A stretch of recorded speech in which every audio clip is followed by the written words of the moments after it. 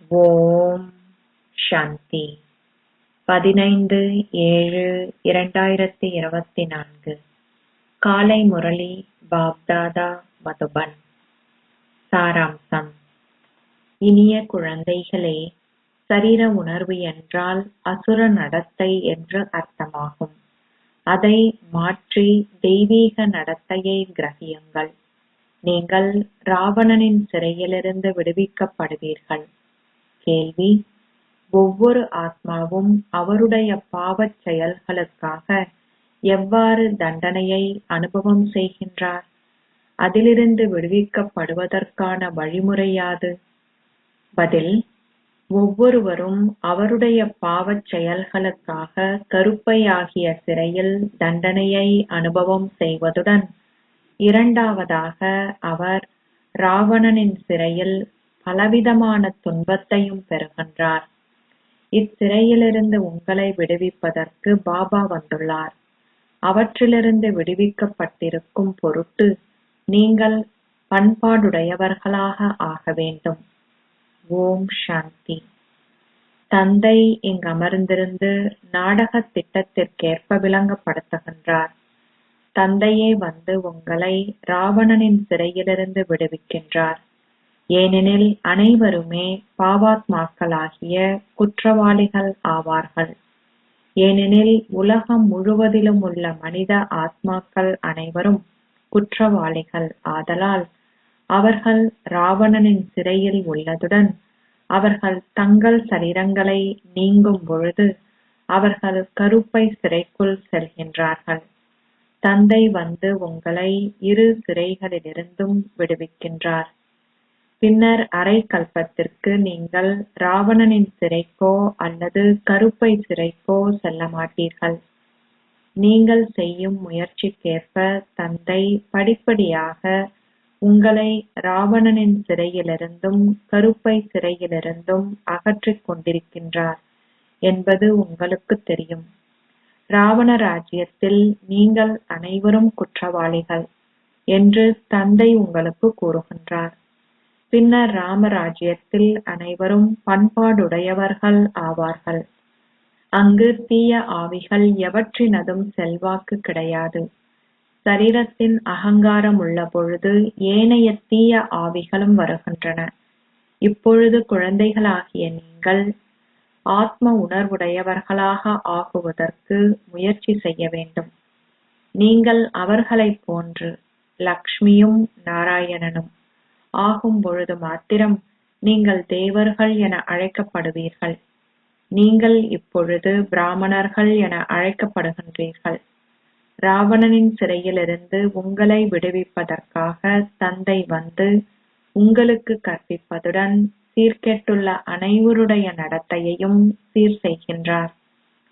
அரை கல்பத்திற்கு உங்களுடைய நடத்தை சீர்கெட்டிருந்தது. இப்பொழுது அது முழுமையாக சீர்கெட்டுள்ளது. இந்நேரத்தில் அனைவருடைய நடத்தையும் தமோபிரதான் ஆகும். உண்மையிலேயே தெய்வீக நடத்தைக்கும் அசுர நடத்தைக்கும் இடையில் பகலுக்கும் இரவுக்கும் இடையிலான வித்தியாசம் உள்ளது. தந்தை விளங்கப்படுத்துகின்றார். நீங்கள் இப்பொழுது முயற்சி செய்து உங்களுடைய நடத்தையை தெய்வீகமானதாக்கினால் மாத்திரமே நீங்கள் அசுர நடத்தையிலிருந்து விடுவிக்கப்படுவீர்கள். அசுர நடத்தையில் சரீர உணர்வே முதலாவதாகும். ஆத்ம உணர்வுடையவர்களின் நடத்தை ஒரு பொழுதும் சீர்கெடுவதில்லை. அனைத்தும் உங்களுடைய நடத்தையிலேயே தங்கியுள்ளன. தேவர்களின் நடத்தை எவ்வாறு சீர்கெடுகின்றது? அவர்கள் பாவ பாதையில் செல்லும் பொழுது, அதாவது அவர்கள் விக்காரமுடையவர்கள் ஆகும் பொழுது அவர்களின் நடத்தை சீர்கெடுகின்றது. ஜெகநாதர் ஆலயத்தில் அவர்கள் பாவ பாதையிலுள்ள அத்தகைய அவலட்சணமான உருவங்களை காண்பித்துள்ளார்கள். அது ஒரு மிகவும் பழைய ஆலயம். அவர்கள் அணிந்துள்ளதாக காண்பித்துள்ள ஆடைகள் போன்றவை அனைத்தும் தேவர்களுக்கானதாகும். எவ்வாறு தேவர்கள் பாவ பாதையில் செல்கின்றார்கள் என அவர்கள் காண்பிக்கின்றார்கள். அதுவே முதற் குற்ற பழக்கம் ஆகும்.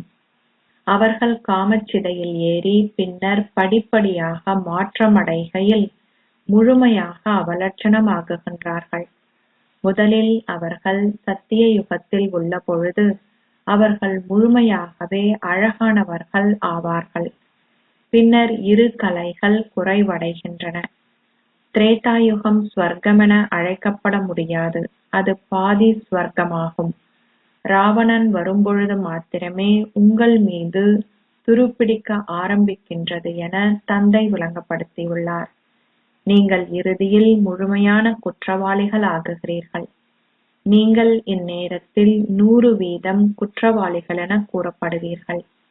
நீங்கள் 100% விக்காரமற்றவர்களாக இருந்து 100% விக்காரமுடையவர்கள் ஆகிவிட்டீர்கள். தந்தை இப்பொழுது கூறுகின்றார், உங்களை தொடர்ந்தும் சீர்திருத்துங்கள். ராவணனின் இச்சிறை மிகவும் பெரியதாகும். இது ராவண ராஜ்யமாதலால் அனைவருமே குற்றவாளிகள் என கூறப்படுவார்கள். ராம ராஜ்யத்தை பற்றியும் ராவண ராஜ்யத்தை பற்றியும் அவர்களுக்கு எதுவும் தெரியாது. ராம ராஜ்யத்துக்கு செல்வதற்கு நீங்கள் இப்பொழுது முயற்சி செய்து கொண்டிருக்கின்றீர்கள். எவரும் இன்னமும் முழுமையானவர்கள் ஆகவில்லை. சிலர் முதலிலும், சிலர் இரண்டாவதிலும், ஏனையோர்கள் மூன்றாவதிலும் உள்ளனர். தந்தை இப்பொழுது உங்களுக்கு கற்பித்துக் கொண்டிருப்பதுடன் நீங்கள் தெய்வீக குணங்களை கிரகிப்பதற்கு உங்களை தூண்டிக் கொண்டிருக்கின்றார். அனைவருக்கும் சரீர உணர்வுள்ளது. நீங்கள் சேவையில் ஈடுபட்டிருக்கும் அளவுக்கு உங்களுடைய சரீர உணர்வு குறைவடையும். சேவை செய்வதால் மாத்திரம் அச்சரீர உணர்வு குறைக்கப்படும். ஆத்ம உணர்வுடையவர்கள் பெருமளவு சேவை செய்வார்கள். பாபா ஆத்ம உணர்வுடையவரும் அத்தகைய சிறந்த சேவையை செய்பவரும் ஆவார். ராவணனின் குற்றவாளி சிறையிலிருந்து அவர் அனைவரையும் விடுவித்து அனைவரையும் சர்க்கதி அடைய செய்கின்றார். அங்கு எந்த சிறையும் இருக்காது. இங்கு இரட்டை சிறைகள் உள்ளன. சத்திய யுகத்தில் நீதிமன்றங்களோ பாவாத்மாக்களோ ராவணனின் சிறையோ இல்லை. ராவணனின் சிறை எல்லையற்றதாகும். 5 விக்காரங்களின் இழைகளினால் அனைவரும் கட்டப்பட்டுள்ளார்கள். அங்கு எல்லையற்ற துன்பம் உள்ளது. நாளுக்கு நாள் தொடர்ந்தும் துன்பம் அதிகரிக்கின்றது. சத்திய யுகம் பொன்னுலகம் எனவும் திரேதா யுகம் வெள்ளி யுகம் எனவும் அழைக்கப்படுகின்றது. ஆத்மாக்கள் இரு கலைகளால் குறைவடைந்திருக்கின்ற காரணத்தினால் சத்திய யுகத்து சந்தோஷம் திரேதா யுகத்தில் இருக்க முடியாது. ஆத்மாக்களின் கலைகள் குறைவடையும் பொழுது சரீரங்களும் அவ்வாறு ஆகுகின்றன. ராவண ராஜ்யத்தில் நீங்கள் சரீர உணர்வுடையவர்கள் ஆகிவிட்டீர்கள் என்பதை நீங்கள் புரிந்து கொள்ள வேண்டும். ராவணனின் சிறையிலிருந்து உங்களை விடுவிப்பதற்கு இப்பொழுது தந்தை வந்துள்ளார். அரை சக்கரத்தின் சரீர உணர்வு அகற்றப்படுவதற்கு காலம் எடுக்கின்றது. நீங்கள் பெருமளவுக்கு முயற்சி செய்ய வேண்டும். ஏற்கனவே அவர்களுடைய சரீரங்களை நீக்கியுள்ளவர்களால் மீண்டும் இங்கு வந்து வளர்ந்த பின்னர் ஞானத்தை பெற முடியும். தாமதமாகவே உங்களுடைய சரீரத்தை நீக்கும் பொழுது நீங்கள் முயற்சி செய்வதற்கான சாத்தியம் குறைவாகவே உள்ளது. எவராவது மரணிக்கும் பொழுது அவருடைய பௌதீக புலன்கள் பெரிதாகும் பொழுது மாத்திரமே அவரால் மீண்டும் முயற்சி செய்ய முடியும். அவர் விவேகியாகும் பொழுது மாத்திரம் அவரால் எதையாவது செய்ய முடியும். பிந்தி செல்பவர்களால் எதையும் கற்க இயலாதிருக்கும். அவர்கள் ஏற்கனவே கற்றுக் கொண்டளவு மாத்திரம் அவர்கள் கற்பார்கள். இதனாலேயே நீங்கள் மரணிப்பதற்கு முன்னர் முயற்சி செய்ய வேண்டும். இங்கு வருவதற்கு அவர்கள் நிச்சயமாக சாத்தியமானளவு முயற்சி செய்வார்கள். இந்நிலைமையில் பலர் வருவார்கள். விருட்சம் தொடர்ந்தும் வளரும். விளக்கம் மிகவும் இலகுவானதாகும். தந்தையின் அறிமுகத்தை கொடுப்பதற்கு பம்பாயில் மிக சிறந்த சந்தர்ப்பம் உள்ளது. அவர் எங்கள் அனைவரினதும் தந்தையாவார். உங்களுக்கு நிச்சயமாக தந்தையின் ஸ்வர்க்க ஆஸ்தி தேவையாகும். அது மிகவும் இலகுவானதாகும். உங்களுக்கு கற்பித்துக் கொண்டிருப்பவர் யார் என்கின்ற சந்தோஷம் உங்கள் இதயத்தினுள்ளே குமிழியிட வேண்டும். இது எங்களுடைய இலக்கும் லட்சியமும் ஆகும். முன்னர் நாங்கள் சர்க்கதியிலிருந்து பின்னர் சீரழிவை அடைந்ததுடன் இப்பொழுது நாங்கள் சீரழிவிலிருந்து ஜீவன் முக்திக்குள் செல்ல வேண்டும். சிவபாபா கூறுகிறார், சதா என்னை மாத்திரம் நினைவு செய்யுங்கள். உங்கள் பல பிறவிகளின் பாவங்கள் அழிக்கப்படும். துவாபர யுகத்தில் ராவண ராஜ்யம் இருந்த பொழுது ராவணனாகிய 5 விக்காரங்களும் சர்வ வியாபி ஆகுகின்றன என்பது குழந்தைகளாகிய உங்களுக்கு தெரியும். விக்காரங்கள் சர்வ வியாபியாக இருக்கும் இடத்தில் எவ்வாறு தந்தை சர்வ வியாபியாக இருக்க முடியும்? ஆத்மாக்கள் அனைவரும் பாவாத்மாக்கள் ஆவார்கள். தந்தை உங்கள் முன்னிலையில் தனிப்பட்ட முறையில் உள்ளதாலேயே அவர் கூறுகின்றார், நான் ஒரு பொழுதும் அதை கூறவில்லை. ஆனால் அவர்கள் அதை தவறாக புரிந்து கொண்டார்கள். அதை தவறாக புரிந்து கொண்டிருப்பதால், விக்காரத்தில் வீழ்வதால், அவமதிக்கப்பட்டிருப்பதால் இது பாரதத்தின் நிலைமையாக ஆகிவிட்டது. 5000 வருடங்களுக்கு முன்னர் பாரதம் ஸ்வர்க்கமாக இருந்ததுடன் அனைவரும் சதோ பிரதானாக இருந்தார்கள் என்பது கிறிஸ்துவர்களுக்கும் தெரியும். அவர்களுடைய புத்திகள் தமோபிரதான் ஆகிவிட்ட காரணத்தினால் பாரத மக்கள் 100,000கணக்கான வருடங்களை பற்றி பேசுகிறார்கள். அவர்கள் கிறிஸ்தவர்கள் மேன்மையானவர்களாகவோ அல்லது சீரழிந்தவர்களாகவோ ஆகுவதில்லை. ஸ்வர்க்கம் உண்மையில் இருந்தது என்பதை அவர்கள் புரிந்து கொள்கின்றார்கள். தந்தை கூறுகின்றார், 5000 வருடங்களுக்கு முன்னர் ராவணனின் சிறையிலிருந்து குழந்தைகளாகிய உங்களை விடுவிப்பதற்கு நான் வந்தேன் என அவர்கள் கூறுவது சரியானதே ஆகும். நான் உங்களை விடுவிப்பதற்கு மீண்டும் வந்துள்ளேன். அரை கல்பத்துக்கு ராமராஜ்யமும் அரை கல்பத்துக்கு ராவண ராஜ்யமும் உள்ளது. குழந்தைகளாகிய உங்களுக்கு சந்தர்ப்பம் வாய்க்கும் பொழுதெல்லாம் நீங்கள் விளங்கப்படுத்த வேண்டும். பாபாவும் குழந்தைகளாகிய உங்களுக்கு விளங்கப்படுத்துகின்றார். குழந்தைகளே, இம்முறையில் விளங்கப்படுத்துங்கள். ஏன் நீங்கள் எல்லையற்ற துன்பத்தை அனுபவம் செய்கின்றீர்கள்? முதலில் அது லக்ஷ்மி நாராயணனின் ராஜ்யமாக இருந்த பொழுது அங்கு எல்லையற்ற சந்தோஷம் இருந்தது.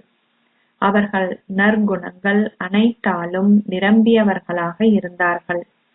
இந்த ஞானம் ஒரு சாதாரண ஆணிலிருந்து நாராயணன் ஆகுவதற்கானதாகும். இக்கல்வியின் ஊடாகவே உங்கள் நடத்தையை தெய்வீகமானதாக ஆக்குகிறீர்கள். இந்நேரத்தில் ராவண ராஜ்யத்திலுள்ள அனைவருடைய நடத்தையும் சீரழிந்துவிட்டது. அனைவருடைய நடத்தையையும் சீர்திருத்துபவர் ஒரு ராமர் மாத்திரமே ஆவார். இந்நேரத்தில் பல்வேறு சமயங்கள் உள்ளன. மனிதர்களின் எண்ணிக்கை தொடர்ந்தும் பெருமளவுக்கு வளர்கின்றது. அது அதே வழியில் அதிகரிக்கத் தொடங்கினால் அங்கு எவ்வாறு அனைவரும் உண்பதற்கு போதிய அளவு உணவு இருக்கும்? அத்தகைய விஷயங்கள் சத்திய யுகத்தில் இருக்காது. அங்கு துன்பத்துக்கான கேள்வியே கிடையாது. இக்கலியுகம் அனைவரும் விக்காரமுடையவர்களாக இருக்கின்ற துன்ப பூமி ஆகும். அது சந்தோஷ பூமியாகும். அனைவரும் முழுமையாக விக்காரமற்றவர்கள் ஆவார்கள். நீங்கள் அவர்களுக்கு இதை திரும்ப திரும்ப கூறுவதால் அவர்களால் சிலவற்றை புரிந்து கொள்ள முடியும். தந்தை கூறுகின்றார், நானே தூய்மையாக்குபவர். என்னை நினைவு செய்வதால் உங்கள் பல பிறவிகளின் பாவங்கள் அழிக்கப்படும். தந்தை எவ்வாறு இதை கூறுவார்? ஒரு சரீரத்தை தத்தெடுப்பதால் அவர் நிச்சயமாக பேசுவார். ஒரே தந்தை மாத்திரம் தூய்மையாக்குபவரும் அனைவருக்கும் சர்க்கதியை அருள்பவரும் ஆவார். நிச்சயமாக ஒருவரின் ரதத்தில் அவர் பிரவேசித்திருப்பார். தந்தை கூறுகின்றார், அவருடைய சொந்த பிறவிகளையே அறியாதவரின் ரதத்திலேயே நான் பிரவேசிக்கின்றேன். தந்தை விளங்கப்படுத்துகின்றார், இது 84 பிறவிகளை பற்றிய ஓர் நாடகமாகும். ஆரம்பத்தில் வந்தவர்களே மீண்டும் வருவார்கள். அவர்களே பல பிறவிகளை எடுப்பார்கள். பின்னர் சில பிறவிகளை எடுப்பவர்களும் இருப்பார்கள். அனைவருக்கும் முதலில் தேவர்களே வந்தார்கள். பாபா குழந்தைகளாகிய உங்களுக்கு விரிவுரைகள் ஆற்றுவதற்கு கற்பிக்கின்றார். நீங்கள் இம்முறையில் விளங்கப்படுத்த வேண்டும். நீங்கள் மிக நன்றாக நினைவு செய்வதில் நிலைத்திருந்தால், சரீர உணர்வு இல்லாதிருந்தால், அப்பொழுது உங்களால் சிறந்த விரிவுரைகளை ஆற்ற முடியும். சிவபாபா ஆத்ம உணர்வுடையவர் ஆவார். அவர் தொடர்ந்தும் கூறுகின்றார், குழந்தைகளே, நீங்கள் ஆத்ம உணர்வுடையவர்களாக இருப்பீர்களாக. அங்கு விக்காரங்கள் இல்லாதிருப்பதாக. அசுரத்தனம் எதுவும் உள்ளூர இல்லாதிருப்பதாக. நீங்கள் எவருக்கும் துன்பம் விளைவிக்க கூடாது. நீங்கள் எவரையும் அவதூறு செய்யக்கூடாது. குழந்தைகளாகிய நீங்கள் இங்கும் அங்கும் கேட்கும் வதந்திகளை ஒரு பொழுதும் நம்பக்கூடாது. தந்தையை வினவுங்கள். அவர் இதை கூறுகின்றார். அது உண்மையா? உங்களுக்கு பாபா கூறுவார். இல்லையேல் பலர் தாமதமின்றியே பொய்கள் கூறுவார்கள். இன்னார் உங்களை பற்றி இதை கூறினார். அவர்கள் இவ்வாறு கூறி அவரை முடித்து விடுவார்கள். இவ்விஷயங்கள் பெருமளவுக்கு நடைபெறுகின்றன என்பது பாபாவுக்கு தெரியும்.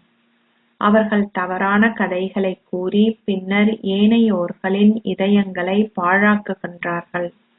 ஆகவே நீங்கள் ஒரு பொழுதும் பொய்க்கதைகளை செவிமடுத்து உள்ளூர கொதிப்படையக்கூடாது. வினவுங்கள், இன்னார் என்னை பற்றி இதை கூறினார்களா? உள்ளார சுத்தம் இருக்க வேண்டும். அவர்கள் கேள்விப்பட்டுள்ள வதந்திகளின் அடிப்படையில் சில குழந்தைகள் விரோதத்தை வளர்த்துக் கொள்கின்றார்கள். நீங்கள் தந்தையை கண்டு கொண்டுள்ளதால் நீங்கள் அவரை வினவ வேண்டும்.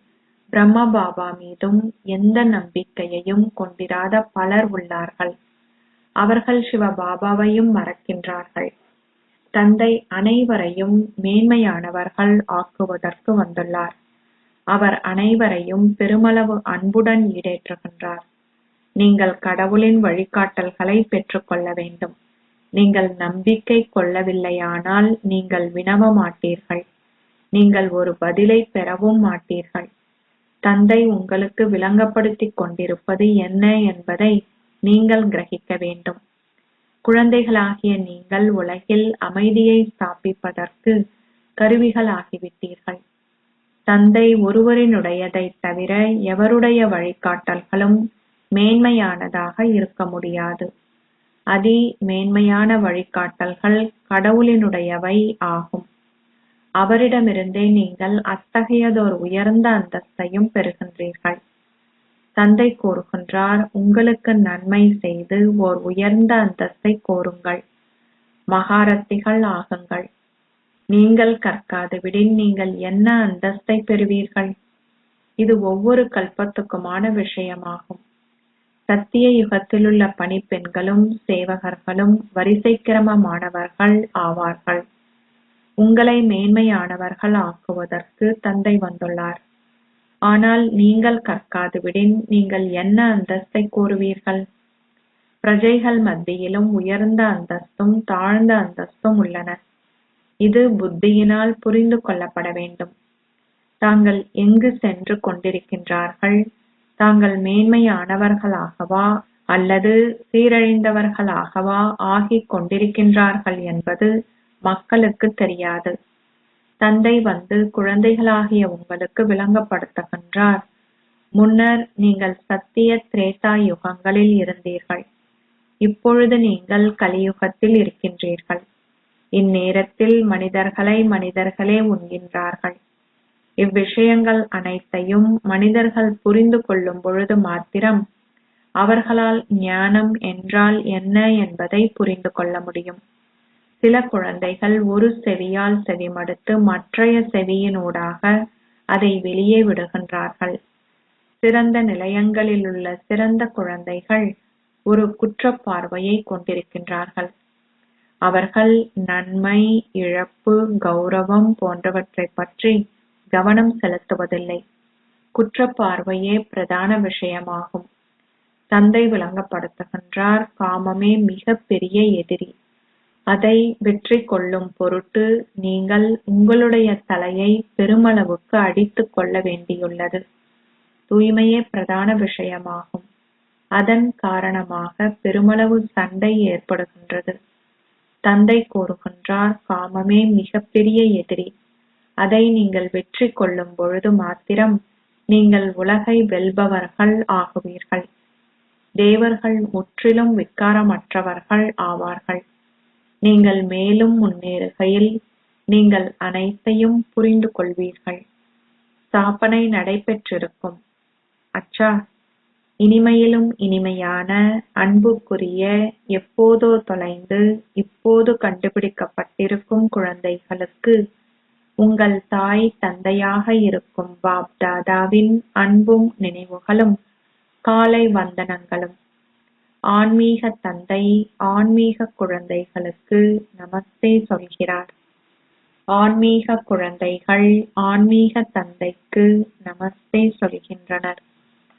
தாரணைக்கான சாராம்சம். 1. நீங்கள் கேட்கும் வதந்திகளை நம்புவதால் உங்களுடைய ஸ்திதி பாழாகுவதை ஒரு பொழுதும் அனுமதிக்காதீர்கள். உள்ளார்த்தமாக சுத்தத்தை கொண்டிருங்கள். பொய்களை கேட்டு உள்ளூர கொதிப்படையாதீர்கள். கடவுளின் வழிகாட்டல்களை பெற்றுக் கொள்ளுங்கள். 2. ஆத்ம உணர்வுடையவர்கள் ஆகுவதற்கு முழு முயற்சி செய்யுங்கள். எவரையும் அவதூறு செய்ய வேண்டாம். நன்மை, இழப்பு, கௌரவம் என்பவற்றில் கவனம் செலுத்துகையில் குற்றப்பார்வையை முழுமையாக முடித்துவிடுங்கள். தந்தை உங்களுக்கு கூறுவதையெல்லாம் ஒரு காதால் செவிமடுங்கள். ஆனால் மற்றையதினூடாக அது வெளியேறுவதை அனுமதிக்க வேண்டாம். ஆசீர்வாதம். ஒவ்வொரு செயலை செய்யும் போதும் உங்களுடைய திரிகாலதரிசி ஆசனத்தில் ஸ்திரமாக இருக்கின்ற ஓர் சக்தி நிறைந்த ஆத்மா ஆகுவீர்களாக. தமது திரிகாலதரிசி ஆசனங்களில் அமர்ந்திருந்தவாறு ஒவ்வொரு செயலையும் செய்கின்ற குழந்தைகள் பல சூழ்நிலைகள் வரவுள்ளதை பற்றி அறிவார்கள். தம்மூடாகவோ பிறர்வூடாகவோ மாயை அல்லது ஜட பொருட்களாலோ எவ்வழியிலோ அவை நிச்சயமாக வரும். எவ்வாறாயினும் உங்களுடைய ஆதி ஸ்திதி சக்தி மிக்கதாக இருக்கின்ற போது உங்களுடைய ஆதி ஸ்திதியுடன் எந்த ஒரு புற சூழ்நிலையையும் ஒப்பிட முடியாது. எந்த ஒரு செயலை செய்யும் முன்னர் அச்செயலின் முக்காலத்தையும், அதாவது அதன் ஆரம்பம், மத்தி, இறுதியை சோதித்து புரிந்து கொண்ட பின்னர் அதனை செய்யும் போது நீங்கள் சக்தி மிக்கவர்கள் ஆகி சகல பாதகமான சூழ்நிலைக்கும் அப்பால் செல்வீர்கள். ஸ்லோகம். சகல சக்திகளாலும் இந்த ஞானத்தாலும் நிறைந்திருப்பதே சங்கம யுகத்தின் வெகுமதியாகும். ஓம் சாந்தி.